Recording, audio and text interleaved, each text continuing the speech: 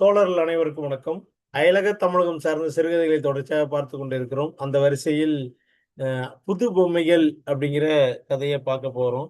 இந்த புது பொம்மைகள்ங்கிற கதைய எழுதியவர் யார் அப்படின்னா, பி. ஜீவகுமாரன் அப்படிங்கிறவரால எழுதப்பட்ட ஒரு கதை தான் இது. ரொம்ப எளிமையான ஒரு கதை. அழகான ஒரு மெசேஜ பாஸ் பண்ற ஒரு கதை இது. இதுல வரக்கூடிய கதாபாத்திரங்கள் பார்த்தீங்க அப்படின்னா, மூர்த்தி, தேவி அப்படிங்கிற 2 ஒரு ஃபேமிலி ஒரு இணையருடைய பாத்திரங்கள். மூர்த்தி, தேவி. இவர்களுக்கு 2 குழந்தைகள். ரகு, ரேவதி அப்படிங்கிற ஒரு 2 குழந்தைகள். இந்த மூர்த்தி, தேவி 2 பேருமே வந்து தனித்தனி அதாவது வந்து முறைப்படி திருமணம் செய்து கொண்டு வந்தவர்கள். இதுல மூர்த்தியோட அம்மா வந்து சிவபாக்கியம் அப்படிங்கிற அம்மா. அவர்களுக்கு 2 மூர்த்திக்கு 2 தங்கைகள் இருக்கிறாங்க. அ அ அக்காள் இருக்கிறாங்க. தேவி அப்படிங்கிறவளுக்கு அண்ணன் இருக்கிறாங்க. அவங்க அண்ணன்லாம் அமெரிக்கால வாழ்றாங்க. இதுதான் இந்த பின்னணி. இப்ப 2 பேரும் திருமணம் ஆயிட்டு டென்மார்க்ல வந்து வச்சுட்டு இருக்காங்க.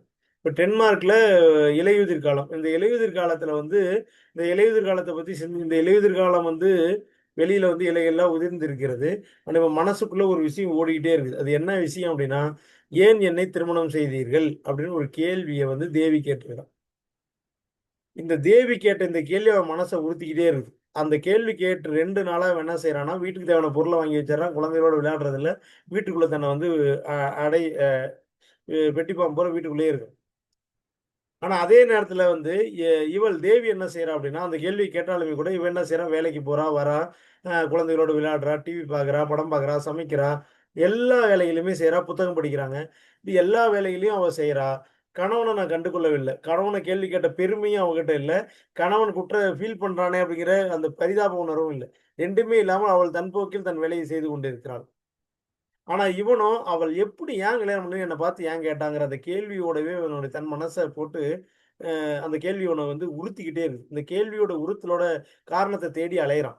தேடி அலையும்போது அவன் அந்த பின்னணிய விளக்கும் பொழுது, ஒரு ஒரு இலையுதிர் காலத்துல ஒரு ஒரு வீட்ல ஒரு பிளான். சிங்கப்பூருக்கு டூருக்கு போலாங்கிற பிளான். Family tour. இந்த கிறிஸ்துமஸ் டேக்கு சிங்கப்பூருக்கு டூர் போலாங்கிற பிளான். டூர் போலாங்கும்போது எவ்வளோ செலவாகும் அப்படிங்கிறத இப்ப செலவு பண்றாங்க. அங்க போறது, போக்குவரத்து செலவு, அங்க நகை வாங்குறது, ட்ரெஸ் வாங்குறது, அ அ சொந்தக்காரங்களுக்கு, பக்கத்து வீட்டுகள்ல குடுக்கறதுக்கான அன்பளிப்பு பொருள் வாங்குறது, இப்படின்னு ஆகக்கூடிய செலவ லிஸ்ட் அவுட் பண்றாங்க.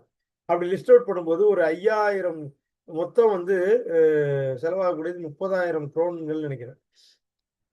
இந்த 30,000 குரோன்ல ஒரு 5,000 குரோன்கள் குறையுது. இந்த 5,000 குரோன்கள்ல 3,000 குரோன்கள் குழந்தைகளுக்கு கிடைப்பதாகவும், மீதி 2,000 குரோன்கள கடன் வாங்கிக் கொள்ளலாம்னு ஒரு முடிவுக்கு வந்துர்றாங்க. இந்த 30,000 குரோன்கள கணக்கு போட்டோம் அப்டின்னா, இலங்கை காசுல 6,00,000 காசு. இப்ப ரூ. 6,00,000 அப்படி இருந்து இவன் மனசுக்குள்ள நெனைக்கிறான். ரூ. 6,00,000 மனசுக்குள்ள நெனைக்கிறான். இந்த ரூ. 6,00,000 இருந்தா தன்னுடைய தங்கச்சிங்களுக்கு ஏதாவது அக்காக்களுக்கு குடுத்துடலாம். 3 அக்கா. 3 அக்காவுக்கு குடுத்து விடலாம். அம்மாவுக்கு சந்தோஷமா இருக்கும். அக்காலாம் சந்தோஷமா இருப்பாங்க அப்படின்னு இவன் மனசுக்குள்ள ஒரு கணக்கு போடுறான். ஏன்னா தன் குடும்பத்துக்கு அதிக முக்கியத்துவம் குடுக்கக்கூடியவனா அவன் இருக்கிறான். இந்த எண்ண ஓட்டம் அவனுக்குள்ள போயிட்டே இருக்குது. ஆனாலும் அந்த பிளான் ஒரு வழியா சக்சஸ்ன்னு முடிஞ்சிருது.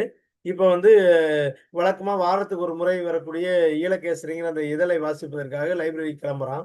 குழந்தைகள்லாம் தமிழ் படிப்பதற்காக ஸ்கூலுக்கு போயிடுறாங்க. சைக்கிள் எடுத்துட்டு போறான். அந்த இலையுதிர் காலத்துல இலைகள்லாம் இருக்குது. வழுக்கி விடாம ரொம்ப கவனமா ஓட்டிட்டு போறான். இலையுதிர் காலத்துல மழையும் தூறுது. இப்ப அப்படியே நேரா போய் லைப்ரரிக்கு போய் திறந்து படிக்கிறான். திறந்து படிக்கும் பொழுது ஈழத்துல குண்டுகள் வெடிப்பது, விமானம் இருப்பது, நண்பர்கள் அது அத்தனை பேருடைய இறப்பு, இன்றைய ஒரு பொழுதை கழித்தால் போதுங்கிற மனநிலை, இதெல்லாம் வாசிக்கும் பொழுது அவனுக்குள்ள ஒரு பதட்ட உணர்வு வருது. அதை படிக்க வேண்டுங்கிற மனநிலையை விட்டுட்டு நேரா என்ன செய்றான் அப்படின்னா, மீண்டும் வீட்டுக்கு வரான். வீட்டுக்கு வரும்போது வீட்டுக்கு வந்தது வராதமா வந்து, உங்க அக்கா கடிதம் வச்சிருக்காங்க, டேபிள்ல இருக்குன்னு வருது. சொல்லும்போதே அவனுக்குள்ள ஒரு உறுத்தல் வருது. ஏன் அப்படின்னா, அவள் வழக்கமாக மூத்த மச்சாள் என்னதான் தேவி வந்து இவனுடைய அக்காவ அழைப்பா. ஆனா மாறாக உன்னுடைய அக்கான்னு சொல்லும்போது, அதில ஏதோ வந்து ஒரு சிக்கல் இருக்குதுங்கிறத மனம் உணர்ந்து கொள்ளுது. அந்த கடிதத்த எடுக்கும்போது அது தெளிவாயிருது. அந்த கடிதத்தில என்ன இருக்கு அப்படின்னா, உங்க நான் என்னுடைய மகனை நான் வெளிநாட்டுக்கு அனுப்பணும். அதில ரூ. 7,00,000 நான் சரி பண்ணிட்டேன். மீதி 3,00,000 தம்பிங்கிற முறையில நீங்க குடுக்கணும் அப்படின்னு ஒரு வேண்டுகோள் வருது. இந்த வேண்டுகோளை கேள்விப்பட்ட உடனே வந்து பார்த்த உடனே அவள் ஏன் உன்னுடைய அக்கான்னு சொன்னா அப்படிங்கிறது தெரிஞ்சிருச்சு. இங்க படிச்சுட்டே இருக்கும்போது அங்க வந்து சமையல் கட்டுல பாத்திரம்லாம் உருளுது. குடுத்து தான் ஆகணும். வேற வழியும் இல்ல. கிட்ட போயிட்டு இப்ப குடுத்தாகணும் என்ன பண்றது? வேற வழி இல்ல. எல்லாத்தையும் குடுங்க, குடுங்க அப்படின்னு சொல்லிட்டு எப்ப எதிர்பார்த்து காத்திருப்பாள் போல வார்த்தையை கடுமையா விட்டுட்டு, இன்னும் சொல்லப்போனா, "அப்புறம் ஏன் நீங்க என்ன திருமணம் பண்ணீங்கற?" ஒரு கேள்விய கேட்டுட்டு அவ போய் ப வீட்ல போய் தன்னுடைய அறைக்குள்ள போயிட்டு படுத்துக்கிறா. இவனுக்கு அந்த கேள்வி தொலைச்சு எடுக்குது. மனதை துளைத்து எடுக்கிறது. இந்த கேள்விக்கான காரணங்கள தேட ஆரம்பிக்கிறான். எதுக்காக நாம அவள திருமணம் பண்ணோங்கிற காரணத்த தேட ஆரம்பிக்கும்போது, வந்து அக்காவுக்கு திருமணம் பண்றதுக்காக அவள திருமணம் பண்ணோமான்னு கேட்டா, அதுவும் இல்ல. ஏன்னா டென்மார்க்ல ஆரம்ப காலத்துல டென்மார்க்லேருந்து சம்பாதிக்கும் பொழுது 2 அக்காவுக்கு திருமணம் பண்ணிர்றான். அதே மாரி வந்து ஒரு காதல் உடலுறவுக்காக திருமணம் பண்ணாமான்னா, அதுவும் இல்ல. ஏன்னா வந்து அங்கேயே அவன் வந்து ஒரு விதவையோட அவன் உடலுறவு தொடர்புல இருக்கிறான். அதனால வந்து அதுக்காக திருமணம் பண்ணானா, அதுவும் இல்ல. இப்ப எதுக்காக திருமணம் பண்ணும்போது யோசிக்கும் பொழுது, இவன் அம்மா என்ன சொன்னாங்களோ அத கேட்கக்கூடியவனா இருந்திருக்கான். அம்மா சைக்கிள் ஓட்டுனா ஓட்டுறது, அம்மா படின்னா படிக்கிறது, அம்மா வந்து சினிமாவுக்கு போகக்கூடாதுன்னா போகக்கூடாது, இன்ஜினியரிங் படின்னா படிக்கிறது. அம்மா என்ன சொன்னாங்களோ அத செஞ்சிருக்கான். அக்காவ பார்த்துக்கன்னு சொன்னா அக்காவ பார்த்துருக்கான். இப்ப இந்த அம்மா இது இவனாக வாழாமல், அம்மா சொன்னபடி வாழ்ந்ததுனால இந்த சிக்கல். இவன் மனசுக்குள்ள சிவபாக்கியம் தான் இருக்கிறானே தவிர இருக்கிறாளே தவிர, இவன் இல்ல. இவனுடைய வாழ்க்கையை வாழவில்லை. அப்படிங்கிறதை இவன் புரிந்து கொள்கிறான். அப்ப ஒரு முடிவுக்கு வரான். அப்ப அம்மா வந்து அம்மா சொல் பேச்சை கேட்டு நான் வளர்ந்தது போல, என்னுடைய பிள்ளைகள் என்னுடையும் தேவியுடைய சிந்தனையின் ஊடாக வளரக்கூடாது என்ற ஒரு முடிவுக்கு வரான். நான் பொம்மைகளாக ஒரு ஒரு வைக்கோல் அடைத்த பொம்மைகளாக இருந்து நான் வாழ்ந்தது போல வாழாமல், அவர் புது பொம்மைகளாக குழந்தைகளை வாழ விட வேண்டும் என்ற ஒரு முடிவுக்கு வந்து விடுகிறான். இதை தான் ஒருத்தர் மட்டுமே செய்ய முடியாது அப்படிங்கிறதுனால, தன்னுடைய மனைவியோடு உரையாட நினைக்கிறான். அப்ப தெளிவு வந்ததுக்கப்புறம் அவளோட சோபால போய் உட்கார்றான். அவள் கடல் புறத்தில்ங்கிற ஒரு நாவலை படிச்சுட்டு, இவன் வந்ததையும் கவனிக்காம இருக்கிறான். அப்ப பேச்சு தொடர ஆரம்பிக்குது. காப்பி வேணுமான்னு கேட்கறாங்க. அப்ப இல்ல, இல்ல அப்படின்னு ஒரு விஷயத்த நான் உன்கிட்ட பேசணும்னு சொல்லி பேசுனான். சரி, நீ எதுக்கு என்ன திருமணம் பண்ண?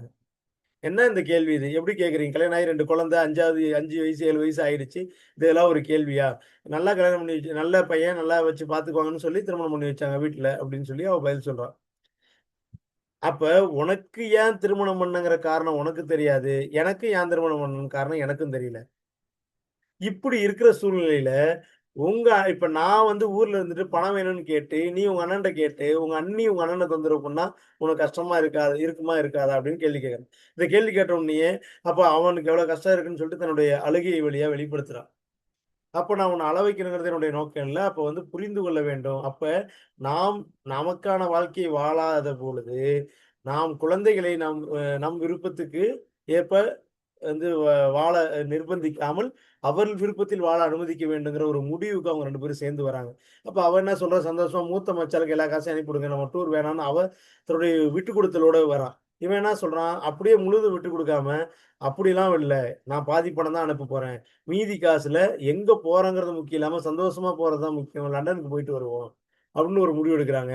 ரொம்ப சந்தோஷமா அந்த வாழ்க்கை வந்து ஒரு ஒரு அண்டர்ஸ்டாண்டிங்கோட அந்த கதை முடிவு இருக்குது. தேவிக்கு கங்கையில் குளித்து எழுந்தது போல இருந்ததுன்னு கதை முடியுது. அப்ப இவனுடைய அந்த புரிதல், அவளுடைய ஏற்றுக்கொள்ளலும் ஒரு விதமான ஒரு சந்தோஷமான முடிவாக இந்த கதை முடிவு அமைந்திருக்கிறது. இந்த கதையின் வழியாக நாம என்ன உரையாட விரும்புறோம் அப்படின்னா, யாருடைய பெற்றோர்களா இருந்தாலும், அண்ணனாக இருந்தாலும், மாமாவாக இருந்தாலும், யாருடைய இதாக இருந்தாலும், குழந்தைகளை தன்னுடைய சிந்தனையின் மூட்டைகளாக வாழ விடாமல், அல்லது சிந்தனைகள் நிறைத்த ஒரு பொம்மைகளாக மாற்றி விடாமல், அவர்கள் புதிய புதிய பொம்மைகளாக அவர்கள் விருப்பம் போல் வாழ அனுமதிக்க வேண்டுங்கிற ஒரு ஒற்றை வரி சிந்தனையில தான் அந்த கதையினுடைய ஒட்டுமொத்தமா அமைஞ்சிருக்கு. அப்படி நாம் வந்து நம்மளுடைய விருப்பங்களை யார் மீதும் திணிக்காமல் சுதந்திரமாக வாழ அனுமதிப்போமானால், நம்மளுடைய வாழ்க்கையும் சுதந்திரமாக இருக்கும் என்பதன் பொருளாக அந்த கதை அமைகிறது. அது ஒரு ஒரு அழகான ஒரு குடும்பமாக அமையும். அப்படி இருக்கும் பொழுது அந்த குடும்பம் அழகானதாக இருக்கும். அப்படிங்கிறத விட்டுக் கொடுத்தல் பண்போடு அமையும்போது சிறப்பானதாக இருக்குங்கிறது இந்த கதையினுடைய ஒரு வரின்னு சொல்லலாம். மற்றபடி இந்த கதை ரொம்ப கிரிட்டிக்கலான கதை அப்படின்லாம் இல்ல. ரொம்ப எளிமையான சாதாரண கதை தான். அப்ப சாதாரண கதையில நாம் யாரையும் தன்னுடைய சிந்தனையை வற்புறுத்தி ஒருவரிடம் திணிக்கக்கூடாதுங்கிற ஒற்றை வரியின் அடிப்படையில் அமைந்த கதை. இது போன்ற அடுத்தடுத்த அ பாட பாடத்தோடு நாம் உரையாடுவோம். இன்றைய பாடத்தை இத்துடன் நிறைவு செய்வோம். அடுத்த உரையாடலில் சந்திப்போம். நன்றி தோழர்களே!